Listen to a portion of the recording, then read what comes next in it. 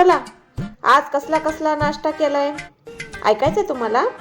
रोज रोज काय तीच तीच रेसिपी रेसिपी रेसिपी, कंटाळा आला बुवा. तुम्हाला म्हटल्याप्रमाणे आज माझाही मूड झालाय मजाक मस्तीच्या कवितेचा. नाश्त्याला जाता जाता त्या अगोदर चॅनलला लाईक शेअर सबस्क्राईब कमेंट्स करून जा. मस्ती ब्रेकफास्ट टाईम नाश्त्याचा. आज असा ब्रेकफास्ट आहे बघा. मस्ती ब्रेकफास्टची पाहायची आणि वाचायची आमच्या घरची. मस्ती ब्रेकफास्टची पाहायची आणि वाचायची आमच्या घरची. तीच ती भाजी पोळी तिला दिली बघा सुट्टी. वेळ झाली बघा नाश्त्याची. सर्वच नाश्त्याची चव ही लई भारी. ना चहा टोस्ट ना बिस्किटे खारी. करा न्याहारी दूर ठेवा आजारी सारी.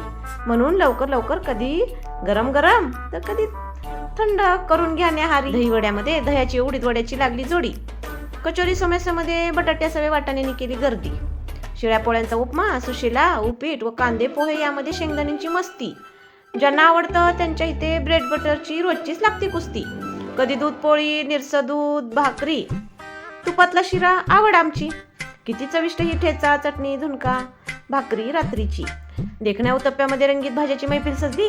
इडली तर म्हणे भयंकर चिडली सांबारात जाऊन बुडली.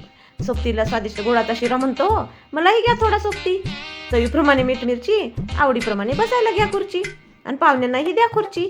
रिकाम्या पोटात आग उठली ओरड ऐकली कावळ्यांची. कांदा लिंबू दही कोथिंबिरीची सजावट झाली ताटांची.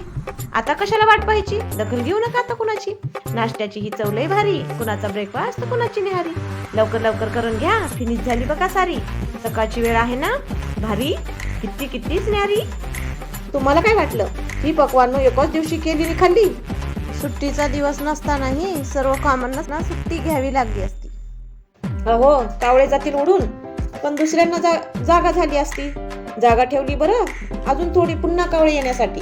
भरलं तर असेल ना आज मनाबरोबर तुमचंही पोट. अजून पोटावर बांधून नेण्याचा राहिला तर नाही ना मोह?